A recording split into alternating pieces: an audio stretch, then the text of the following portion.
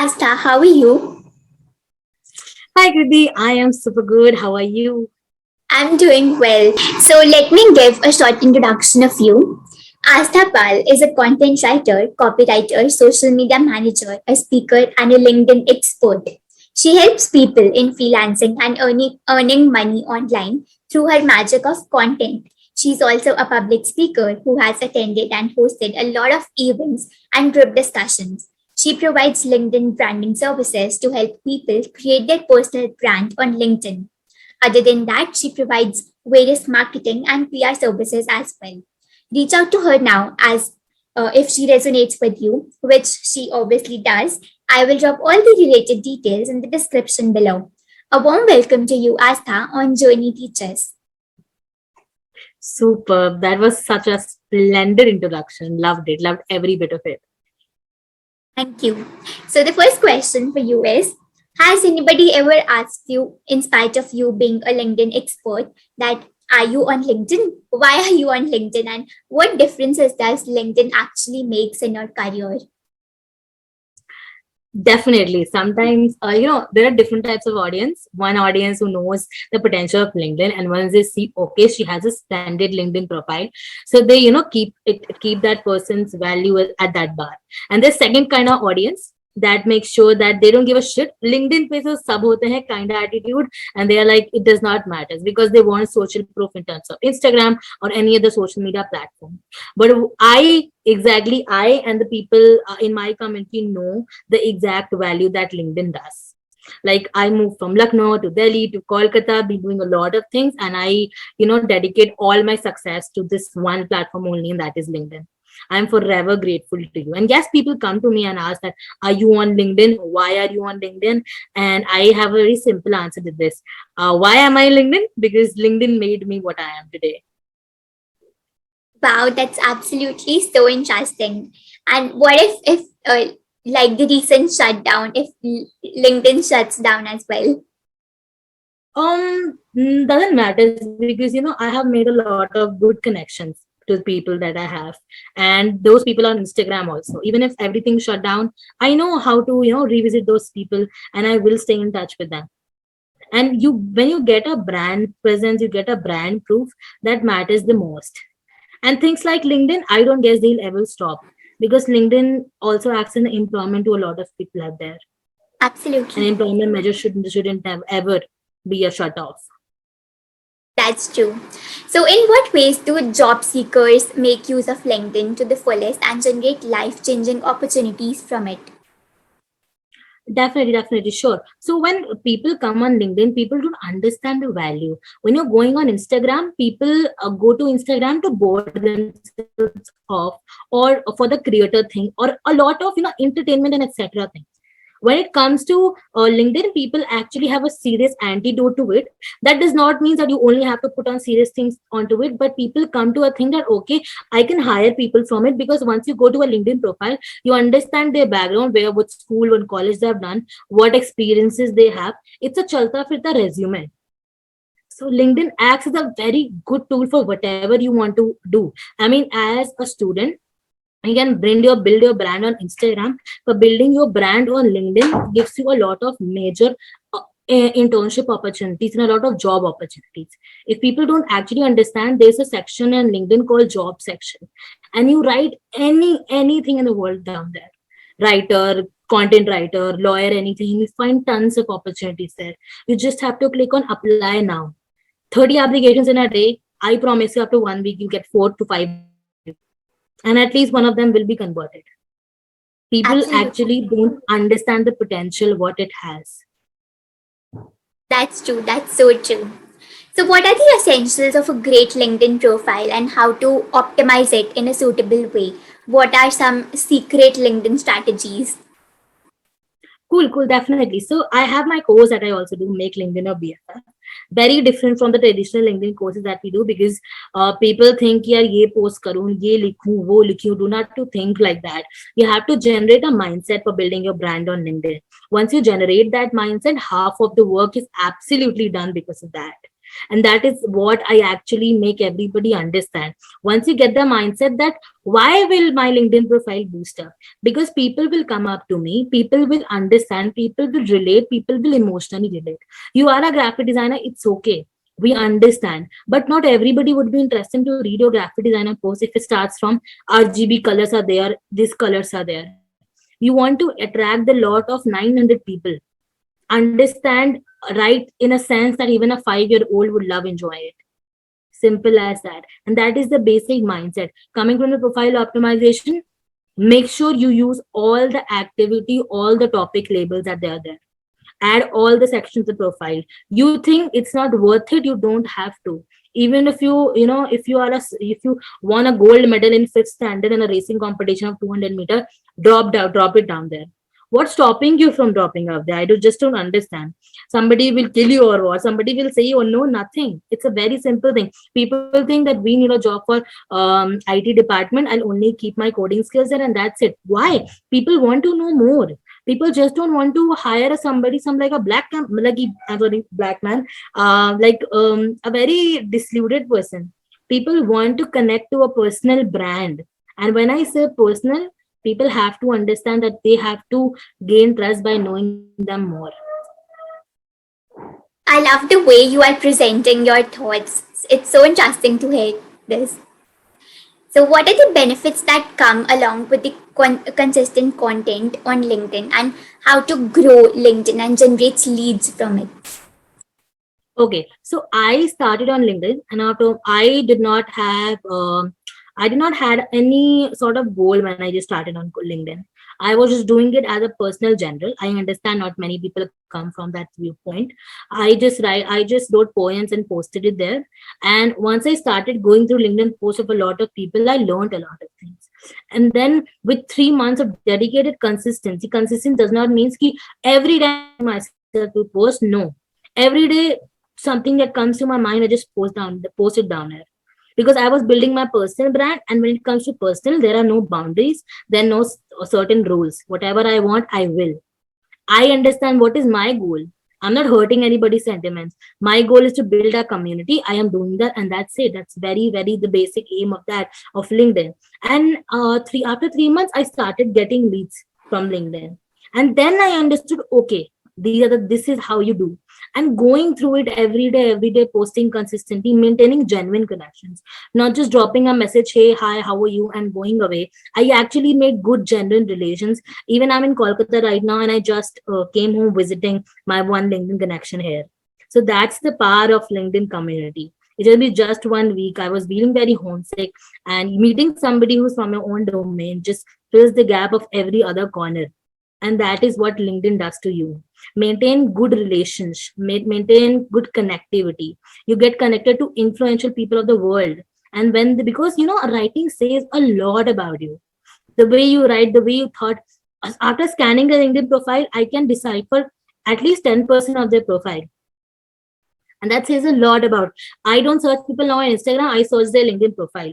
And if they don't have a LinkedIn profile, that is such a big bummer, because you want to know more, na? Like what have they done, what have been they doing, and stuff like that. And getting leads on LinkedIn is a very, very broad thing. But once you start jotting on the platform, hopping from one platform to another, you start experiences thing, making genuine connections. Once you start loving LinkedIn, as I say, make LinkedIn your best friend forever.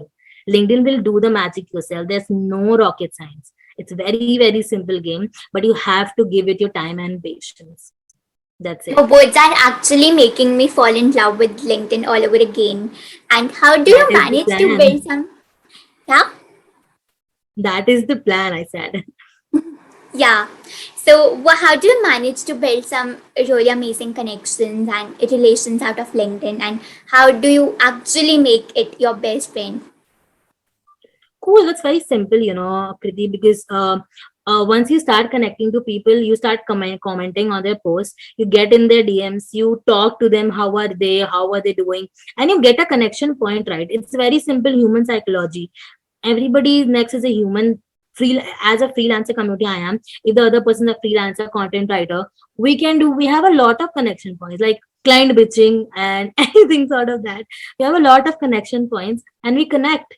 After all, we are people, we are humans from different places, but we share the same body, we share the same heart.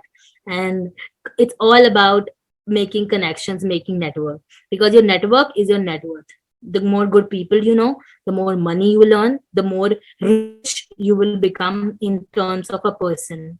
Because reaching from so many places, you get the culture vibe of so many people, you get to know a lot of things, and in a very passive manner. You don't want to sit and talk to them, but passively your connections will lead you to more different opportunities. The number of opportunities I've received from LinkedIn are endless. And just because the power of network, because people don't understand the person that you're connected to has another 10,000 connections, and LinkedIn pushes the post to the second level connections also. So I tell you, LinkedIn is very underrated. Yeah, all right. So, how does LinkedIn serve as a great platform for students if they want to find paid internships or for networking? How do they actually find them? Um, okay, so for paid internships, you're talking about, right? When it comes to paid internships, there are a lot of sections that I told you in the first LinkedIn pick job section of that. Once you go to the job section, you can just write content writing internships. You will find sort of internships like that. You get a lot of easy apply and a lot of certain other options available on the front door to you. Second of all, you can also reach out to people who have the hiring badge over them. They show internship opportunities. Reach out to influential people, they might absolutely have connects. Or if you even this option does not work for you, write a post that I'm looking for this internship. Send the mail to the people who attach your portfolio to. Third, find your target audience. Now you want to do internships to people. Now for what kind of people? I want to write healthcare content. For what? For medical companies. Try reaching out to the CEOs, founders, and hiring managers of medical companies. Try to bifurcate things. Try to bifurcate where, if you want to buy an apple, you'll find an Apple store, right? Simple as that. If you want to buy and get an writing internship, go to that concerned place where people need that thing. Simple as that. Absolutely. So, how consistently one needs to post on LinkedIn? See, it's very subjective. One needs to understand. I get MIA after 20 days, 30 days, and it's not affecting me because I'm doing my job, I'm doing a lot of things. But once I am in search of something, I'm very active at that point of time. I must say, decide your consistency on your own level. If you want to do 4 posts in a week, do. If you want to do 1 post in a week, do. But maintain algorithm ऐसे कि the LinkedIn understand that this girl comes at Tuesday morning at 10 a.m. and she posts. So the next Tuesday, people will be waiting at 10 a.m. that okay, she's gonna post something. So cater to LinkedIn as a one single human who's reading your post. Don't prefer LinkedIn as LinkedIn. Somebody imagine there's somebody, a person called LinkedIn, and you have to become friends with him. How will you talk to him? We take social media in a very different format. When we're talking about LinkedIn, we feel when we say LinkedIn, we see a blue sticker, right? I LinkedIn. Imagine there's a person called LinkedIn and you're talking to them. When I say make LinkedIn your BFF, LinkedIn is a person that you want to become a BFF. Now rewrite your stories, that how you talk to your friends. That's a quite an amazing way. Okay, so what do you have to say about niching down in freelancing and choosing the more low-paying clients instead of the high-paying? What steps to take if one is stuck in freelancing in terms of actually meeting their income goals and finding more clients? Okay. So when it's come to niching down, right? So as I was talking about niching down, so there's a lot of hooks over the internet that you have to niche down, you have to do this, you have to do that, and I understand. Itna zyada content ho jata hai that people become very confused where to do, what to do.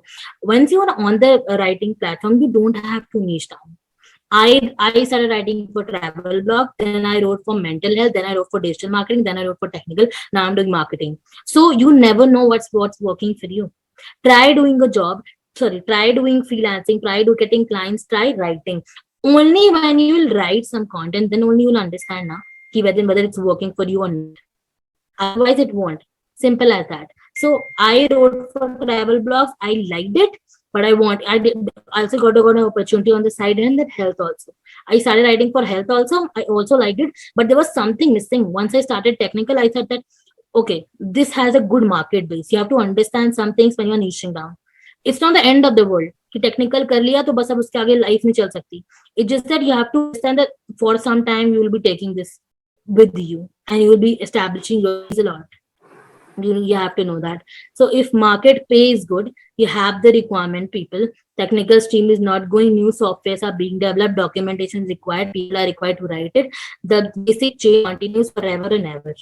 Now you have to understand this concept. The market is good, the money is good, the requirement is good. Go for it. Try it. There will be a time once you will understand, okay, this is nice. I'm going to do this. And that's it. Okay. So high ticket client, what I prefer is that you may get high ticket kind of ID from LinkedIn, but not always. So I prefer for high ticket client is cold emailing. And I believe that's the best method. Cold emailing works wonderfully good. You do a lot. There's a lot of things that can happen in cold emailing. You have to be very witty. You have to use a lot of puns. You have to use self-definite, tools for getting the email ID of people. Being very active on the social media profile so that you are visible. And there's a lot of things behind it.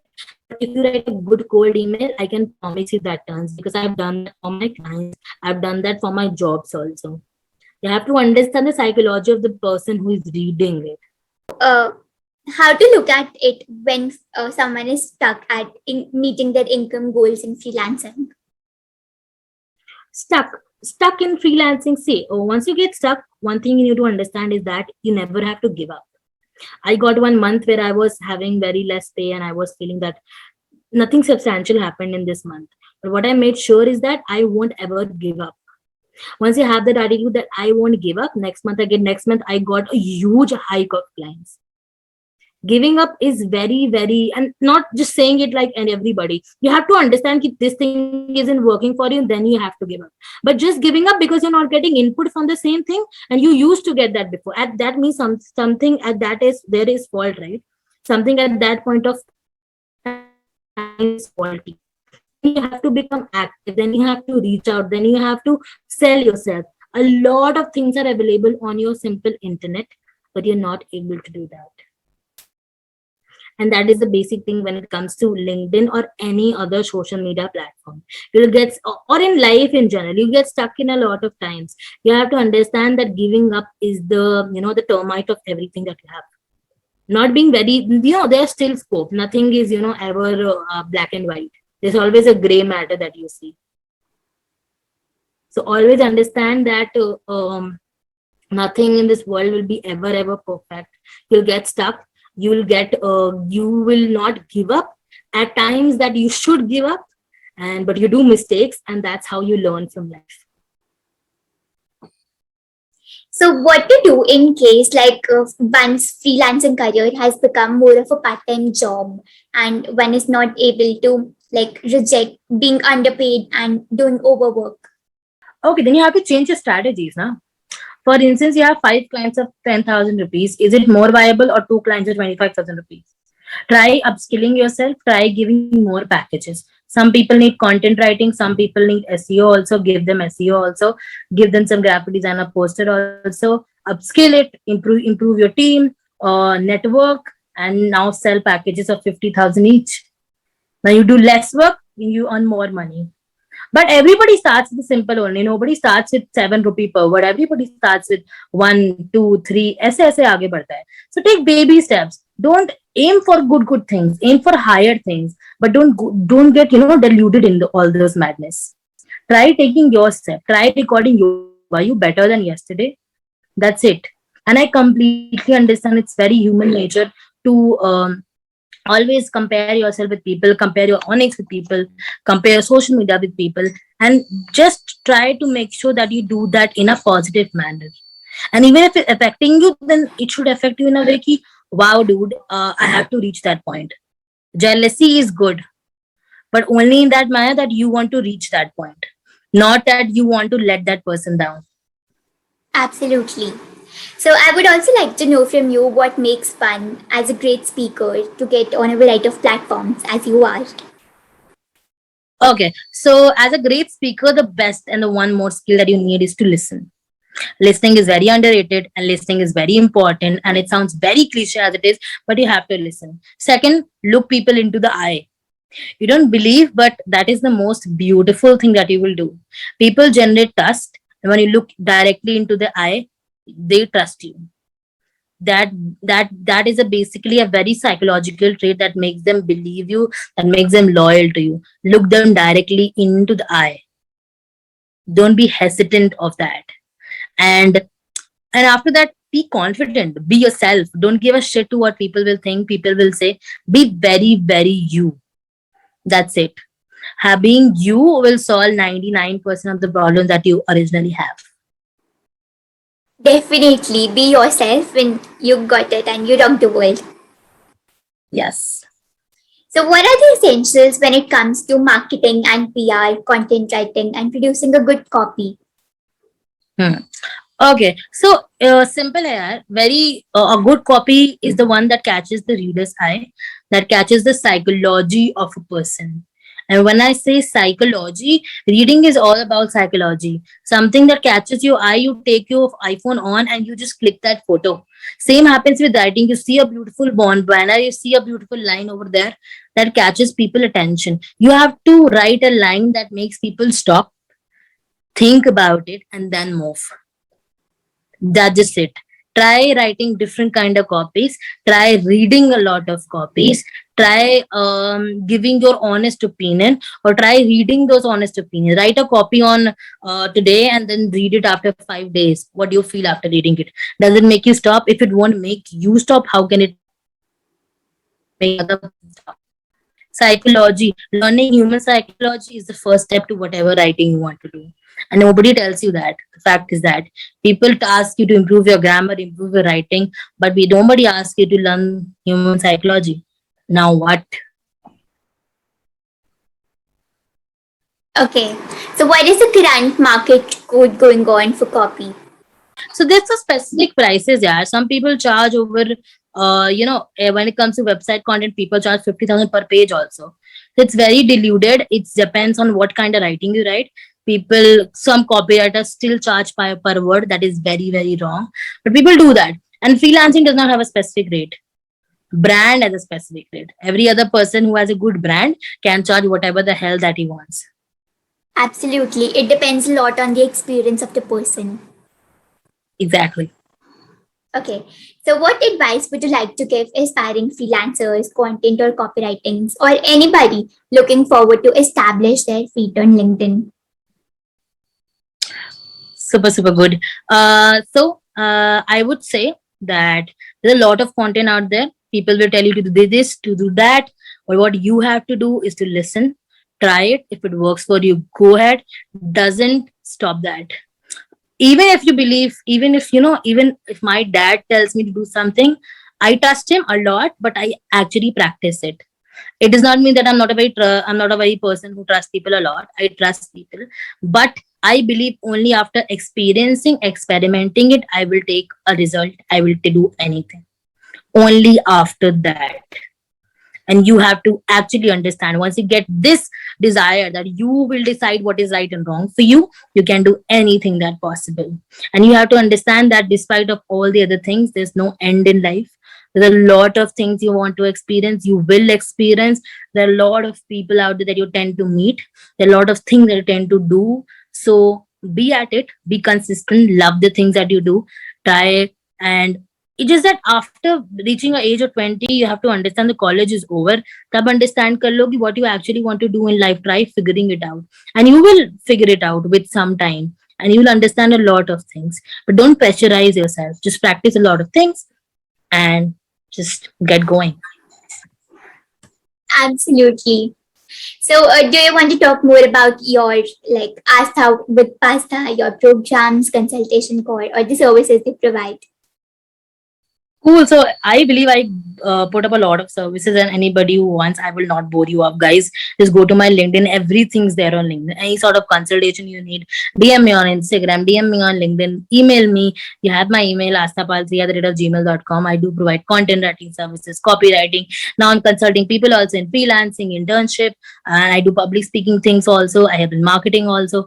A tons of things, guys. And I just want you to, fall in love with my brand, believe in my brand, become my good connection. After that, we'll take the sale off. Absolutely, so interesting. An interesting way of putting yourself and your services. Lovely conversation. Lovely meeting you, Kriti. Lovely. Thank you so much for coming.